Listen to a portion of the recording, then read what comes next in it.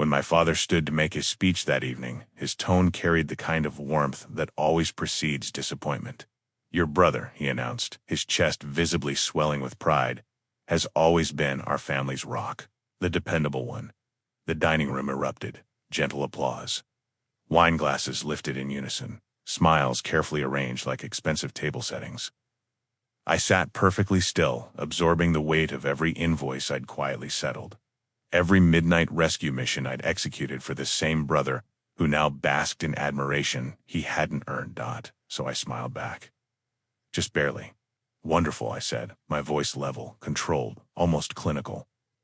"Then I'm sure he won't mind repaying the $11,400 in personal loans I've covered for him over the past 3 years." Silence descended like a curtain falling mid-performance. Immediate. Suffocating.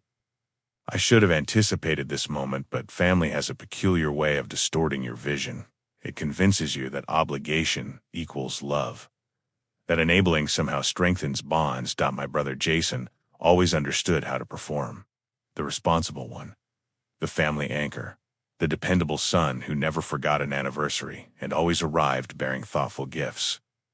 But what our parents never witnessed were the small debts concealed beneath his practiced charm. But just until Friday. Text messages, the "you'll definitely have it back next month" assurances, and the seasons that transformed into years without a single dollar returned. Initially, I didn't question it. He was my brother. Family, as the saying goes, transcends financial ledgers. But family ties also create the deepest wounds when trust is violated. The pattern began shifting last Thanksgiving. He presented our father with an expensive watch, claiming he'd been saving for months. I recognized the charge immediately when the payment notification appeared on my phone. My credit account, my funds. He'd been using the supplementary card I'd opened years ago to help establish his credit history. I didn't confront him that day. Instead, I observed. Observation became my primary tool. I noticed how his posture improved whenever our parents entered a room. How he seamlessly absorbed my quiet acts of assistance into his own success narrative. He told extended family he'd helped me through financial difficulties when the reality was, I'd been covering his recurring overdraft fees. He spoke eloquently about sacrifice while I lived it in exhausted silence, but I discovered something valuable during those months of watching. People like Jason don't fear being exposed. They fear losing control of their carefully constructed image. So I waited.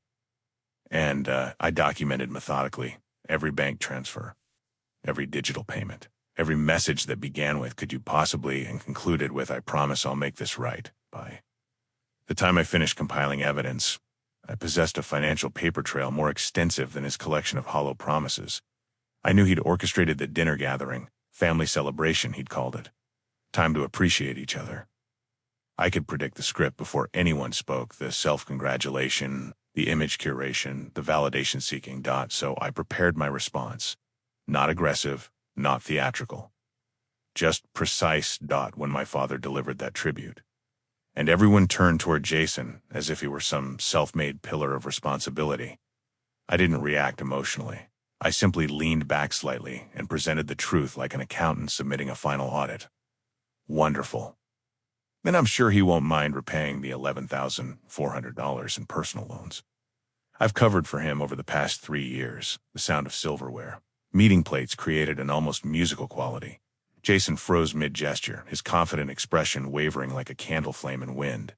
My mother's eyes widened, uncertain whether I'd made an elaborate joke. My father lowered his wineglass slowly, his toast incomplete, but I hadn't finished speaking. "He's been quite the provider," I continued quietly, "particularly with my money. The security deposit for his upgraded apartment, the car insurance premiums when his policy lapsed, the emergency dental work he said his employer covered, the weekend trip to the coast he described as a business expense." Each statement emerged calm and measured, like placing chess pieces deliberately on a board. I watched Jason's complexion pale as I cataloged every concealed transaction, not to humiliate him, but to restore balance to a narrative he'd carefully falsified. His hand visibly shook as he set down his fork. "You could have discussed this with me privately," he said through clenched teeth, barely audible. "I attempted that," I replied evenly. 6 separate times, actually. The dining room remained silent for what felt like entire minutes. My mother finally looked away, understanding arriving too late to matter. My father pushed his plate toward the center of the table. Appetite apparently vanished. Jason stood abruptly, muttering something about needing air, and left through the back door. When he departed, I didn't follow. I remained seated, experiencing the same composed calm I'd been cultivating for 18 months. That sensation of finally releasing a weight you didn't realize you'd been carrying. That night I didn't feel triumphant. Revenge isn't about conquest. It's about reclamation, recovering the truth that someone attempted to rewrite for their benefit. I'd spent years occupying the role of the quiet supporter, the invisible helper, the background character in his carefully edited success story. But sometimes silence becomes the most effective weapon precisely because they never anticipate it. After the other guests departed, my uncle, who'd said nothing, my cousin, who'd stared at her phone throughout, my mother approached and sat beside me on the porch steps. The evening air felt cool against my face. "He's still your brother," she said softly, almost pleading. "I'm aware," I responded. "Perhaps now he'll actually behave like one." The following morning I took 3 specific actions. I canceled the supplementary credit card. I closed our shared checking account that I'd opened years ago for emergencies. And I sent Jason one final message. No anger in the words, no guilt-inducing language, just documentation, numbers, dates, transaction records, and a simple closing statement. I'm done maintaining a scorecard. Not because you've won, but because I'm withdrawing from a competition that only existed in your imagination. I was never your financial safety net. I was your brother. There's a difference. I told him I'd learned something valuable through this experience. The moment you stop being someone's convenient solution, you discover who they actually are beneath the performance. 3 weeks passed before Jason responded, not with an apology, not with repayment, but with a text message that read, "You didn't have to embarrass me in front of everyone." I read it twice. Then I replied, "I didn't embarrass you. I just stopped protecting you from the consequences of your own choices." Those are distinctly different things. He didn't respond to that message. The silence that followed felt more honest than any conversation we'd had in years. My mother called a few days later. Her voice carried a careful neutrality, the tone of someone attempting to mediate without choosing sides. "Your father and I have been talking," she began. "We think maybe you both overreacted. Families shouldn't keep track of money like accountants." "You're right," I said. "Families shouldn't. But I'm not an accountant tracking family. I'm a person who was being systematically taken advantage of by someone who understood I wouldn't say no." She was quiet for a moment. "He's struggling more than he lets anyone see." "I know," I replied. "That's why I helped for 3 years. But helping someone and enabling them are different things. One builds strength. The other creates dependency. So what happens now?" she asked. "Now he learns to solve his own problems. Or he doesn't. But either way, it's no longer my responsibility to manage his image." 2 months after that dinner, Jason sent a payment. Not the full amount. Just $200 with a note that read, "It's a start." I stared at that message for a long time. Part of me wanted to respond with sarcasm, to point out that at this rate, full repayment would take approximately 4.5 years. But I didn't. Instead, I replied, "Acknowledged." Acknowledged. "Thank you," because sometimes progress isn't measured in dollars.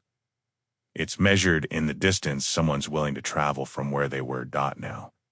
When I reflect on that evening, the dinner that shifted everything, I remember the silence more vividly than the initial applause. It wasn't empty space. It was clarity arriving after years of confusion. It was truth filling a room that had been occupied by carefully maintained fiction.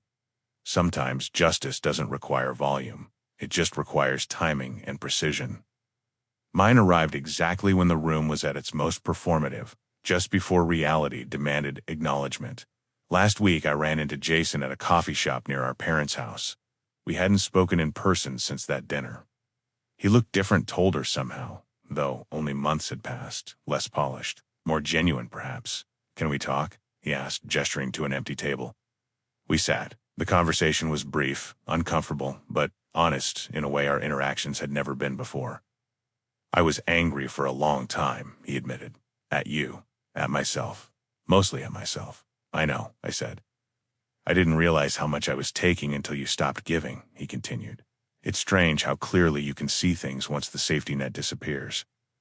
I nodded but didn't speak. Sometimes the most powerful response is simply bearing witness.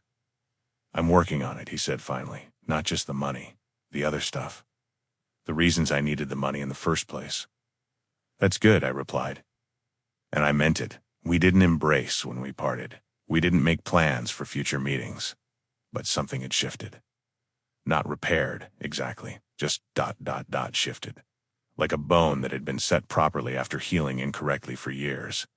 It would never be what it was before the break. But it might, eventually, be stronger. When people ask me now if I regret that dinner, my answer is always the same. I regret the years I spent pretending the imbalance was normal. I regret convincing myself that maintaining peace was more important than maintaining self-respect. But I don't regret the moment I spoke up. Not for a second. Because silence in the face of injustice isn't peace, it's permission. And I'd given enough permission to last several lifetimes.